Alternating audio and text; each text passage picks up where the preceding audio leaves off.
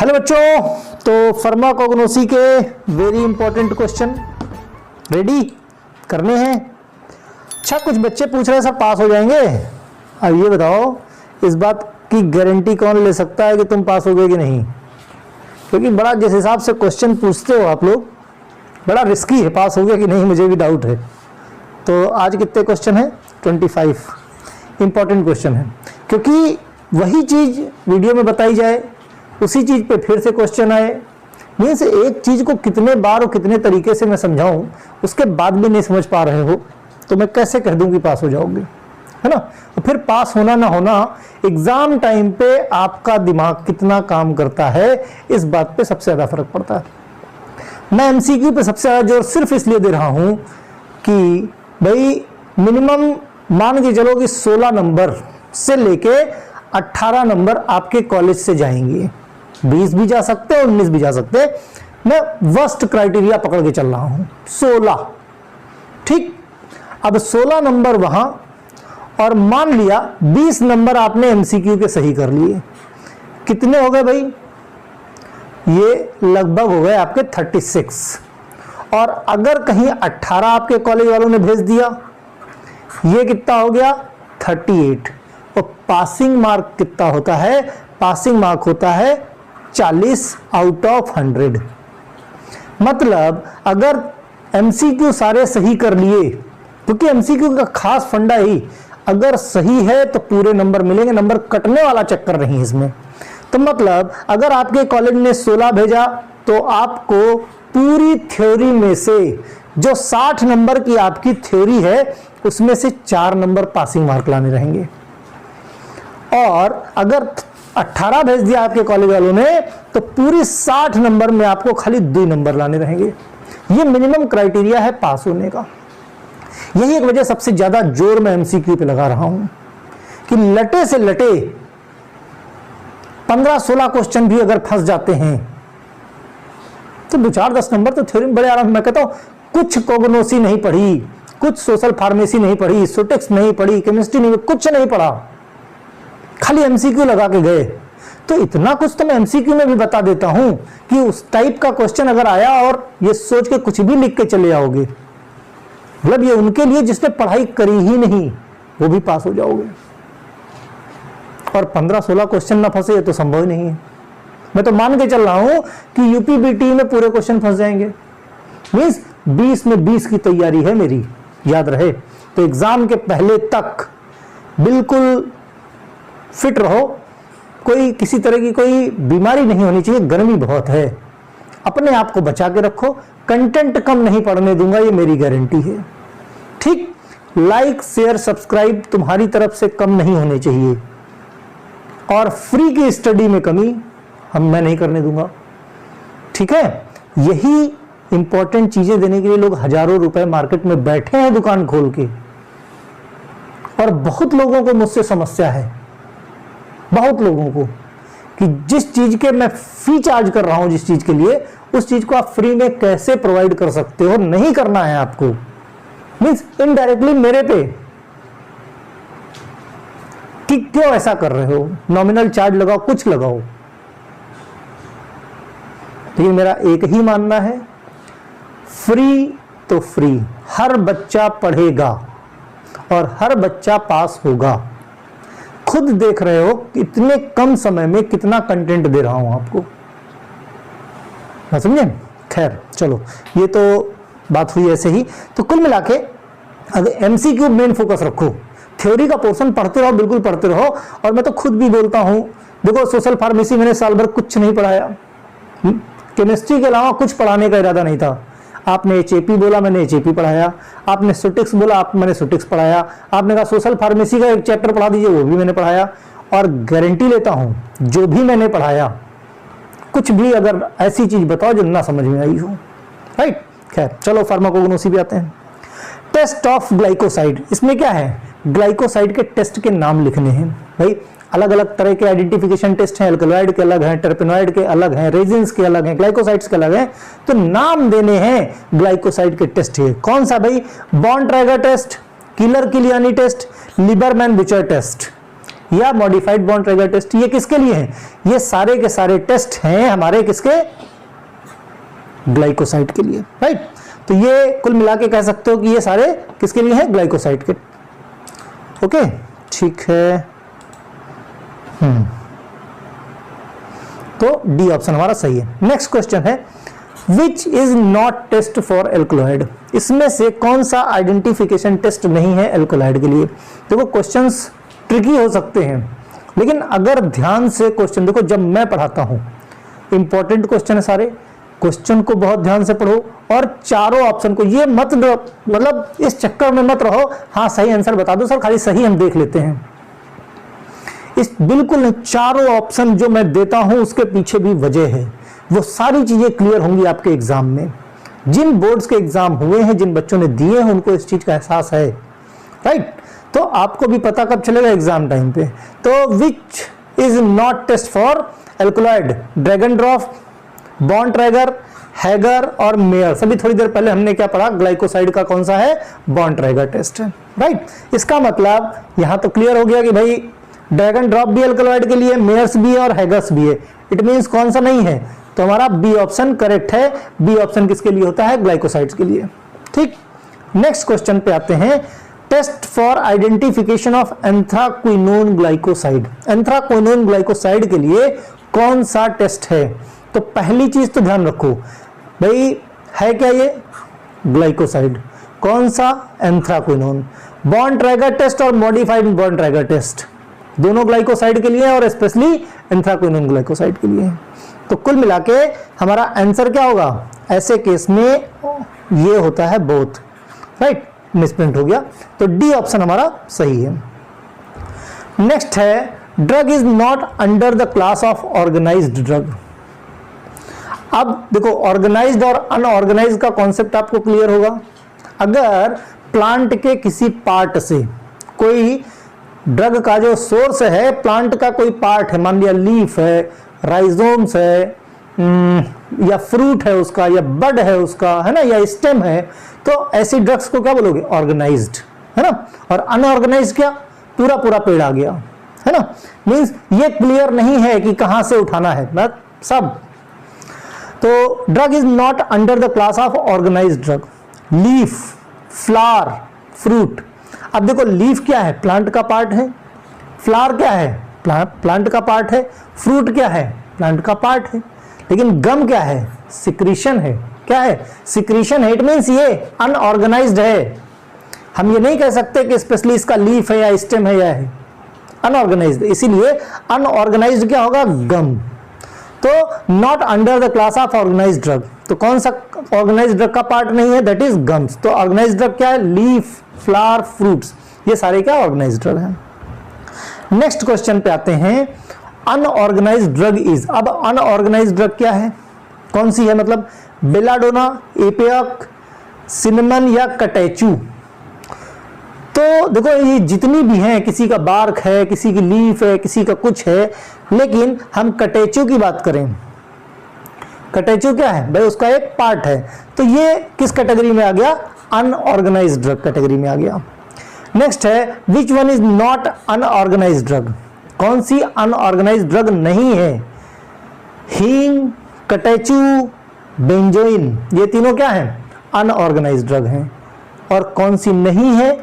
Rauvolfia नहीं है, ठीक। तो ऑर्गेनाइज अनऑर्गेनाइज आपने पढ़ रखा होगा, तो यहां पे कंफ्यूजन होप सो कि ना हो रहा हो। नेक्स्ट क्वेश्चन है which one is animal source of crude drug. अब क्रूड ड्रग के बहुत सारे सोर्स होते हैं, किसी का प्लांट सोर्स है, किसी का वेजिटेबल सोर्स है, फ्रूट सोर्स है, एनिमल सोर्स है, रॉक्स है, लिविंग है, नॉन लिविंग है, अलग अलग तरह के सोर्स होते हैं। तो इसमें से कौन सा एनिमल सोर्स है? मींस क्रूड ड्रग के लिए एनिमल सोर्स, एनिमल सोर्स से हम उसका एक्सट्रैक्शन करते हैं। वैक्स, फेनल, डिल या सेना। तो भाई डिल, सेना, फेनल प्लांट हो गए, तो बचा क्या हमारा? वैक्स। वैक्स के लिए हम डिपेंडेंट होते हैं एनिमल्स पे, राइट। यानी हमारा ए ऑप्शन सही है। नेक्स्ट क्वेश्चन की बात करें, part of plant fruit used as a drug. किस प्लांट का जो पार्ट है उसका फ्रूट हम एज ए ड्रग यूज करते हैं? कोरिएंडर, क्यूमिन, फेनल या ऑल।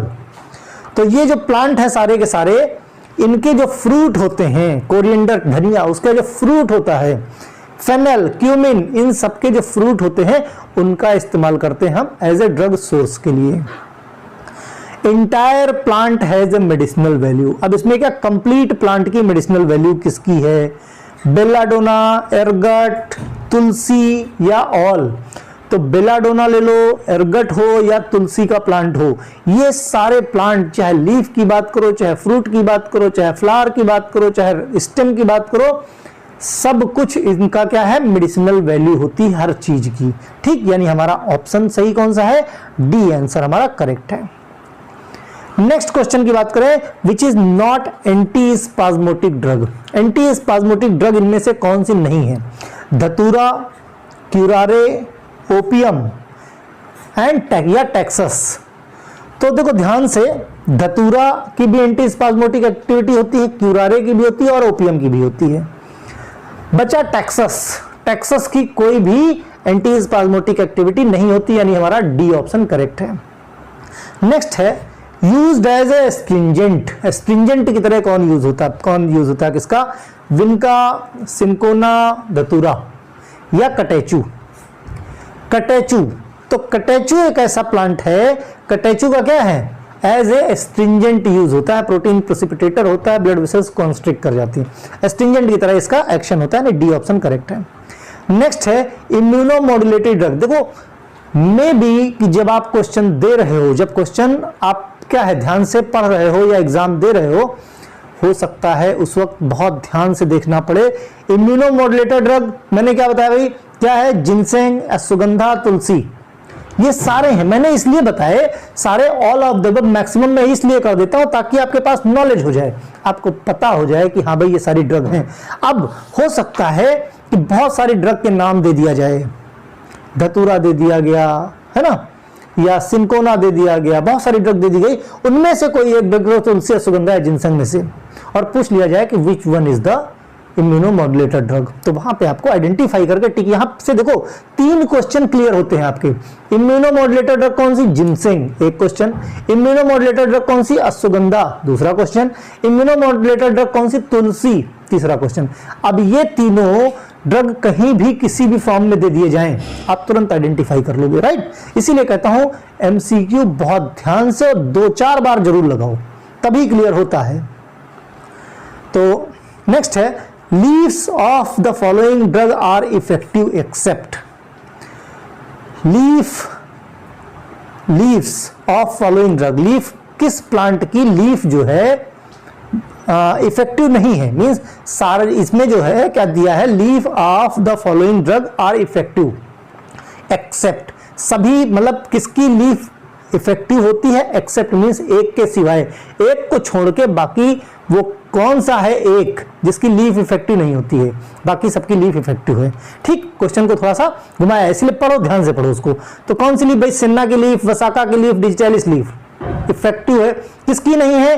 क्लोव की नहीं है। क्यों? क्योंकि क्लोव किससे एक्सट्रैक्ट होता है, आइसोलेट होता है? बड से। फ्लावर बड है। क्लोव क्या है? Clove is the flower bud. तो जब बायोलॉजिकल सोर्स पढ़ोगे तो वहां पे आपको ये चीज बताई जाएगी। ठीक, तो नेक्स्ट है क्वेश्चन पे आते हैं, trichomes. Trichomes present in the leaf of drug. देखो ट्राइकोम्स क्या है? सिक्रीशन और रेस्पिरेशन के लिए बेसिकली जाने जाते हैं प्लांट के। तो ये लीफ में भी हो सकते हैं, फ्रूट में भी हो सकते हैं, रूट्स में भी हो सकते हैं। तो कुल मिला के वो कौन सी ऐसी ड्रग्स हैं जिनकी लीव्स में ट्राइकोम्स होते हैं? डिजिटलिस, सेन्ना, वसाका या ऑल? तो कुल मिला के सही आंसर है ऑल। Digitalis, senna, वसाका। 3 क्वेश्चन फिर क्लियर हो गए। डिजिटलिस की लीफ में ट्राइकोम होंगे, सेन्ना की लीफ में ट्राइकोम होंगे, वसाका की लीफ में ट्राइकोम होंगे। साइड में क्या दिया है? Like, share, subscribe. तो like and subscribe the channel. तो जितने लोग कम से कम पढ़ रहे हो वो लोग सब्सक्राइब नहीं कर सकते, लाइक तो कर सकते हो। ठीक, ये इससे क्या हम लोगों को इम्यूनिटी मिलती है। देखो हम लोग फीस नहीं लेते, राइट? फ्री में पढ़ा रहे हैं, फ्री में कंटेंट दे रहे हैं। तो लाइक और सब्सक्राइब जब आप करते हो तो उससे थोड़ा पॉजिटिवनेस आती है और इच्छा होती है कि और ज्यादा कंटेंट दे, बच्चों को ये पसंद आ रहा है। लाइक नहीं करते हो इट मीन्स आपको कंटेंट पसंद नहीं आ रहा है। बात समझे? सब्सक्राइब नहीं करते हो, चैनल ही नहीं पसंद है, मतलब मुझे ही नहीं पसंद करते हो। क्योंकि देखो क्या हम लोग डायरेक्ट तो बात कर नहीं रहे, कहां से पता चलेगा आपकी फीलिंग? हमें लाइक और सब्सक्रिप्शन से या शेयर से, इन्हीं से पता चलता है कि हाँ भाई बच्चे पसंद कर रहे हैं चीजों को, हमें बनाना चाहिए। नहीं पसंद करेंगे डीमोटिवेट हो जाएगा आदमी, बंद कर देगा, हटाओ सारे, सब डिलीट करो, है ना। खैर नेक्स्ट आते हैं, trichomes present in fruit of the drug. एक एक एमसीक्यू बनाने में बहुत मेहनत लगती है, कभी कोशिश करो बनाने के लिए खुद से, ठीक। इतने सारे एमसीक्यू मैंने प्रोवाइड करा दिए। तो ट्राइकोम्स कौन सी ऐसी ड्रग है जिसके फ्रूट में ट्राइकोम्स प्रेजेंट है? नक्स वोमिका, सिन्ना, स्ट्रोफेंथस या lady finger. Trichomes present in the fruit of the drug. तो जो लेडी फिंगर है, लेडी फिंगर यानी भिंडी, भिंडी जो है उसमें प्रेजेंट होता है क्या? ट्राइकोम्स, राइट, यानी हमारा डी ऑप्शन सही है। नेक्स्ट क्या है? Which one is sesquiterpenoid compound? Which one is sesquiterpenoid compound? Sesquiterpenoid कौन सा भाई? टर्पीन्स की बात कर रहे हैं हम। इसमें सिस्क्वेटरपीन कंपाउंड कौन सा? सिट्रल, स्टेरल, एकोनिटीन या गॉसिपॉल। तो सिस्क्वेटरपीन की बात करें तो गॉसिपॉल जो है that is the compound of sesquiterpenoids, right, यानी हमारा डी ऑप्शन करेक्ट है। नेक्स्ट की बात करें, थेरेपेटिक यूज ऑफ गॉसिपॉल। अब जो सिस्क्वेटरपेनॉइड्स था गॉसिपॉल, उसका थेरेपेटिक यूज क्या है? As a anti cancer, as a diuretics कोई यूज नहीं है, या मेल एंटी फर्टिलिटी एजेंट। तो बेसिकली गॉसिपॉल जो होता है उसका जो है मेन यूज होता है anti fertility agent, means males में फर्टिलिटी पावर को बढ़ाता है, ठीक, यानी हमारा डी ऑप्शन करेक्ट है। नेक्स्ट है, which one is sesquiterpenoid compound? Next previous में क्या था भाई क्वेश्चन? सिस्क्वेटरपेनॉइड, ओके। तो फिर से एक नया क्वेश्चन क्या है? सिस्क्वेटरपेनॉइड कंपाउंड कौन सा है भाई? Citral, sterol, aconite, okay. ये कंपाउंड, ये क्वेश्चन क्या रिपीट हो गया है ना, ठीक।